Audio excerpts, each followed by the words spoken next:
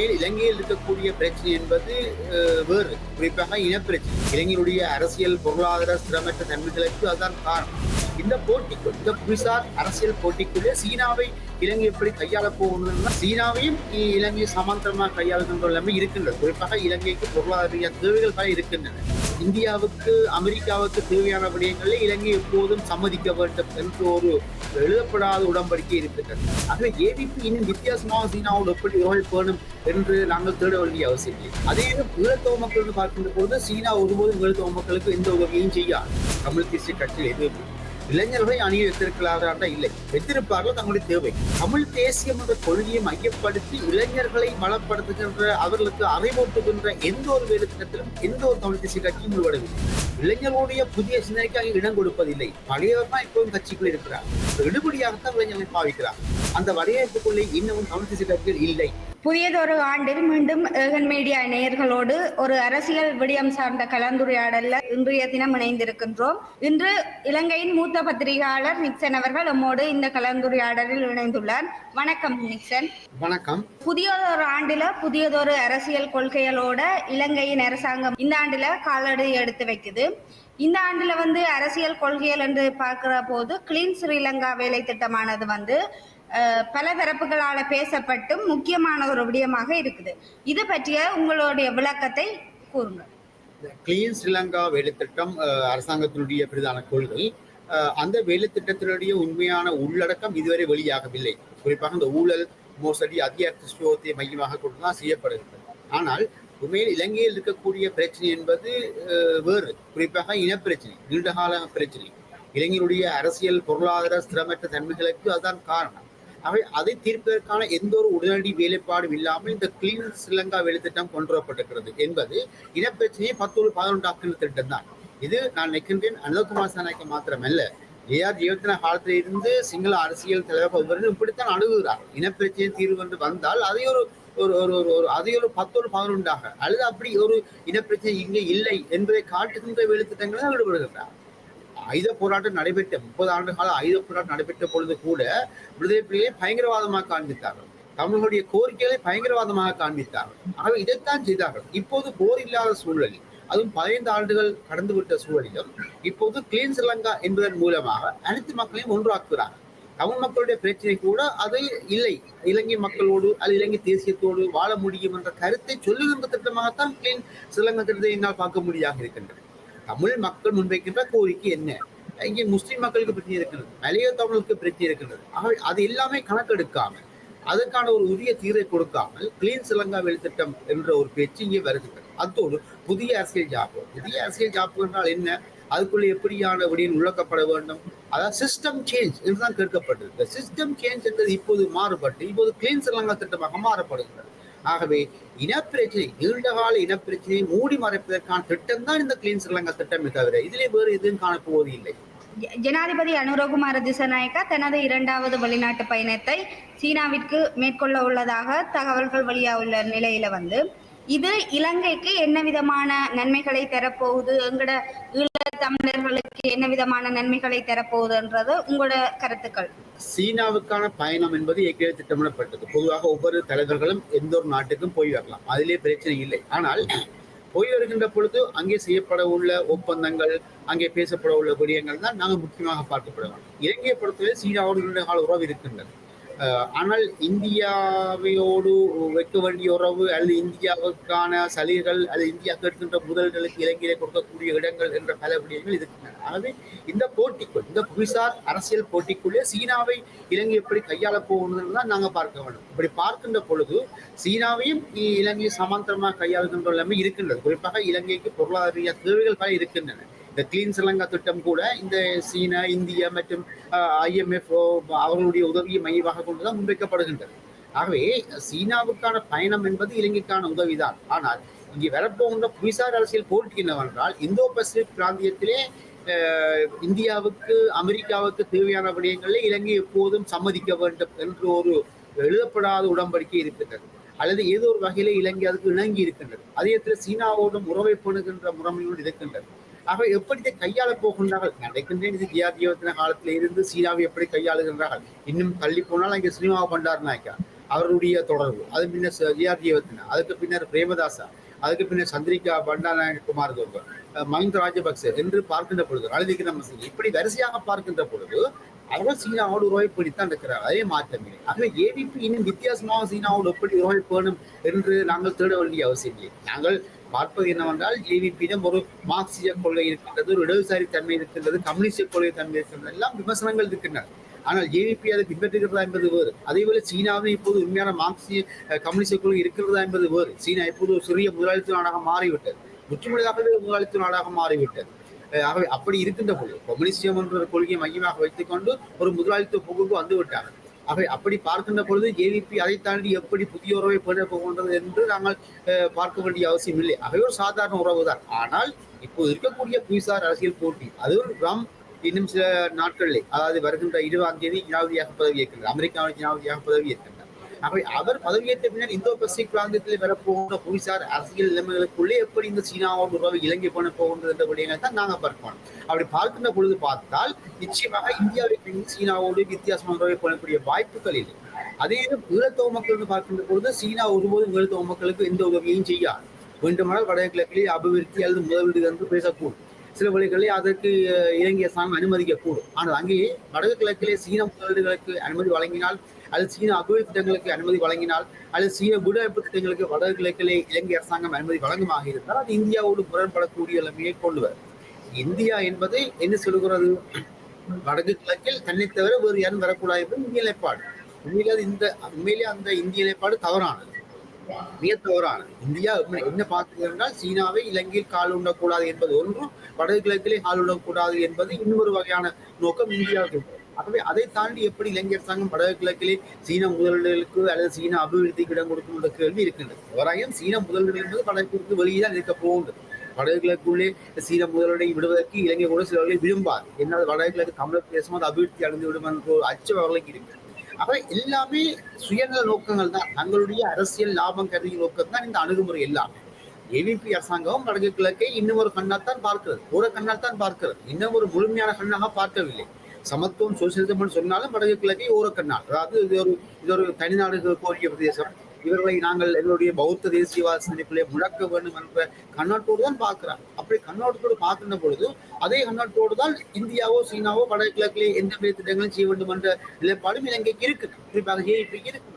ஆகவே அந்த பயணங்கள் ஈழத்தவர்களுக்கு எந்த பயனும் தரப்போவதில்லை. ஆனால் வர இருக்கின்ற அல்லது இப்போ இருக்கக்கூடிய புவிசார் அரசியல் போட்டிக்குள்ளே இலங்கை எப்படி தப்பிப்பிழைக்கப் போகிறது என்ற கேள்விதான் மிஞ்சி காணப்படுகின்றன. இதற்குள்ளே ஏவிபி ஒரு ஆயுத ரீதியான போராட்டத்தை நடத்தி இப்போது ஜனநாயக வழியிலே வந்து 30 ஆண்டுகள் கடந்த நிலையில் இப்போது ஆட்சியை கைப்பற்றியிருக்கிறார்கள். இவருடைய போக்கு எப்படி இருக்கின்றது என்பது உலகம் அவதானிக்கின்றது.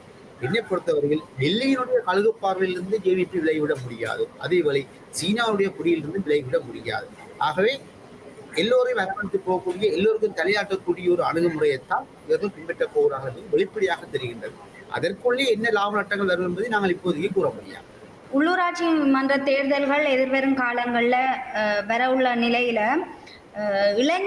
இளைஞர்களை கொண்டு ஒரு அணி திரட்டி புதிய ஒரு அரசியல் மாற்றம் காண வேண்டும் என்று சொல்லி தமிழரசு கட்சியின் பதில் தலைவரும் வடக்கு மாகாண சபை அவைத்தலைவருமாகிய CVK சிவஞானம் அண்மையில வந்து ஒரு அழைப்பை விடுத்துள்ளார்.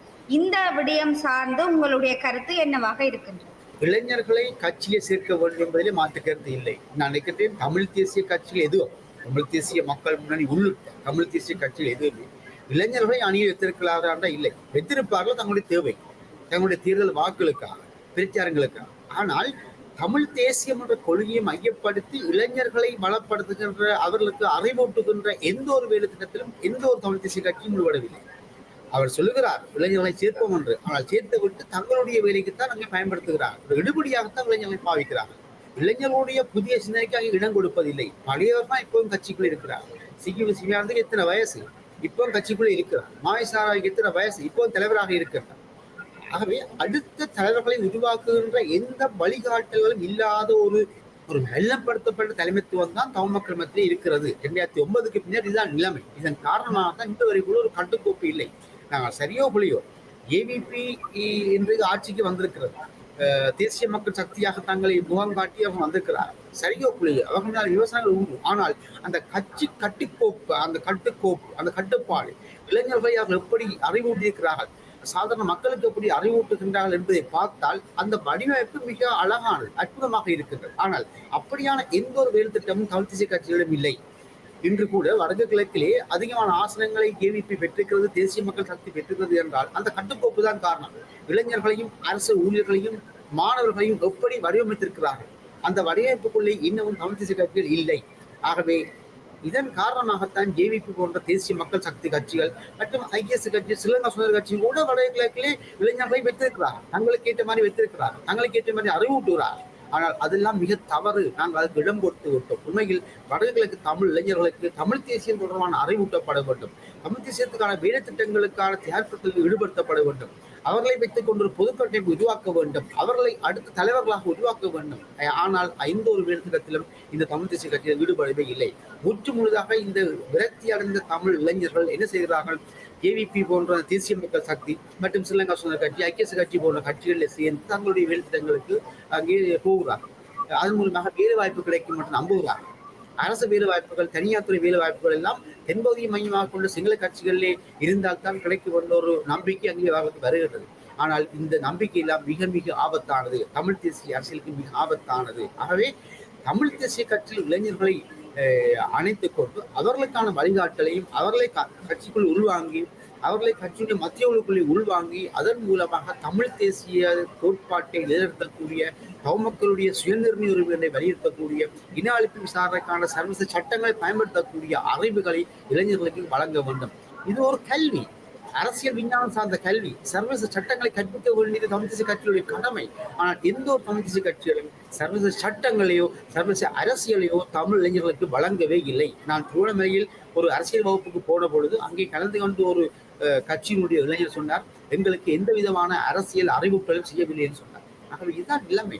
ஆகவே வெறுமனே இளைஞர்களை கட்சியை சேர்த்துக் கொண்டு தேர்தல் வாக்களுக்காக மட்டும் பயன்படுத்துகின்ற நிலைமையிலிருந்து மாற வேண்டும். ஏனென்றால் நாங்கள் குறிப்பாக தமிழர்கள் அரசியல் விடுதலை வேண்டி கோருகின்ற ஒரு சமூகம். ஆகவே அந்த சமூகத்துடைய கட்டமைப்பு எப்படி இருக்க வேண்டும், சாதாரண தேர்தல் அரசியல் கட்சிகளில் இருக்கக்கூடிய இளைஞர்கள் முன் இருக்கக்கூடாது.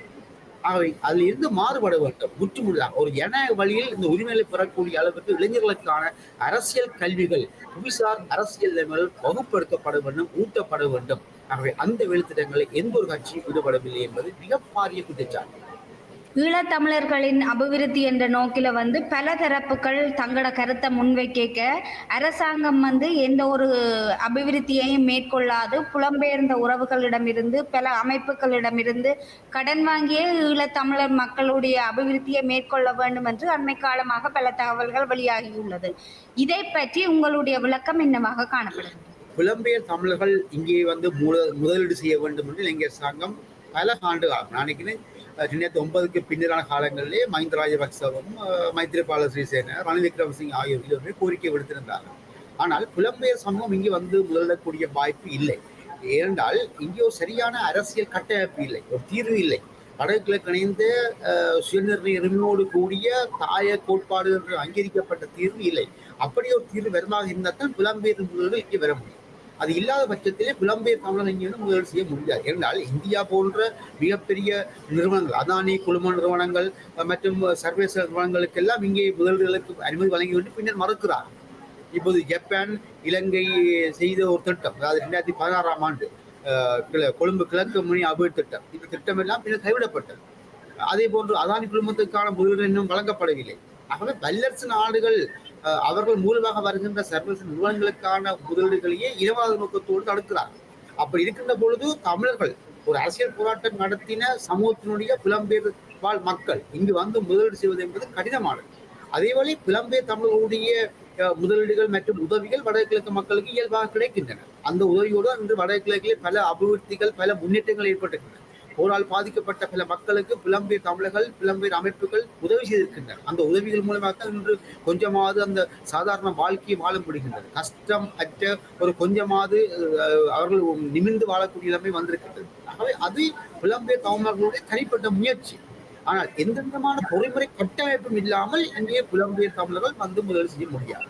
அதுக்குத்தான் நாங்கள் முன்வைத்த கோரிக்கை என்னவென்றால், இந்த தமிழ் தேசிய கட்சி என்ன செய்ய வேண்டும், முதல்ல ஒரு பொறிமுறை கட்டமைப்பு உருவாக்க வேண்டும் தங்களுக்குள்ளே. அரசியல் தீர்வு என்பதை விடுவோம், அது அது இப்போதைக்கு வரக்கூடியதா இல்லை, அல்லது அதுக்கான முயற்சியை நாங்கள் எடுக்கவில்லை என்று வைத்துக் கொள்வோம். ஆனால் இந்த தமிழ் தேசிய கட்சிகள் ஒன்று சேர்ந்து ஒரு பொறிமுறை கட்டமைப்பு உருவாக்கி அந்த பொறிமுறை கட்டமைப்பினூடாக புலம்பெயர் மக்களோட நிதியை பெற்று அதன் மூலமாக வறுமைப்பட்ட மற்றும் உதவி தேவைப்படுகின்ற மக்களுக்கு உதவி செய்யலாம். சில அபிவிருத்தி திட்டங்கள் செய்யலாம். சில வீதிகளை செப்பனிடுவது, சில கிராமங்களை செப்பனிடுவது, அழிந்து போன கட்டங்களை திருத்துவது போன்ற பல விடயங்கள் செய்யலாம். ஆனால் எந்த விதமான தீர்மானங்களும் முடிவுகளும் இல்லாமல் தமிழ் தேசிய கட்சிகள் வெறுமனே தங்களுடைய தேர்தல் செலவுகளுக்காகவும் தங்களுடைய தனிப்பட்ட வளர்ச்சிக்காகவும் புலம்பெயர் மக்களிடம் பணங்களை பெறுகிறார்கள். ஆகவே இது நிறுத்தப்பட வேண்டும். புலம்பெயர் அமைப்புகள் ஒன்றை புரிந்து கொள்ள வேண்டும். அரசியல் கட்சிகளுக்கு பணம் அனுப்புவதை விட ஒரு பொது கட்டமைப்பு உருவாக்கி, அது ஒரு பொது நிறுவனம் ஒன்றை உருவாக்கி, அல்லது ஒரு அரசு சார்பற்ற நிறுவனம் ஒன்று உருவாக்கி அதன் மூலமாக நிதிகளை பகிர்ந்து அதன் மூலமாக கூடிய வேலைகள் இருக்கிறது. இலங்கை அரசாங்கத்தினுடைய சட்ட திட்டங்கள் மூலமாகவே ஒரு அரசு சார்பற்ற நிறுவனத்தை என்ஜிஓ உருவாக்கி அதன் மூலமாக குறைந்தபட்சம் உதவி செய்ய முடியும். ஆகவே இதுதான் இப்ப இருக்கக்கூடிய வழி. ஆனால் நிரந்தரமாக ஒரு நல்ல முதலீடுகளை புலம்பெயர் தமிழர்கள் வடக்கு கிழக்கு மாகாணத்திலும் சரி வெளியிலும் சரி முதல் செய்ய வேண்டுமாக இருந்தால் அதற்கு ஒரு சரியான அரசியல் தீர்வு ஒன்று தேவை. அந்த அரசியல் தீர்வு இல்லாமல் எந்த ஒரு புலம்பெயர் அமைப்புகளும் இங்கு முதலிட முடியாது. சில நிறுவனங்கள் முதலீடு செய்திருக்கின்றன, தங்களுடைய தற்துணிவோடு அரசாங்கத்துடைய உதவியோடு செய்திருக்கின்றன. ஆனால் அது கூட ஒரு நிரந்தரமற்ற தன்மை தான் காணப்படுகின்றது.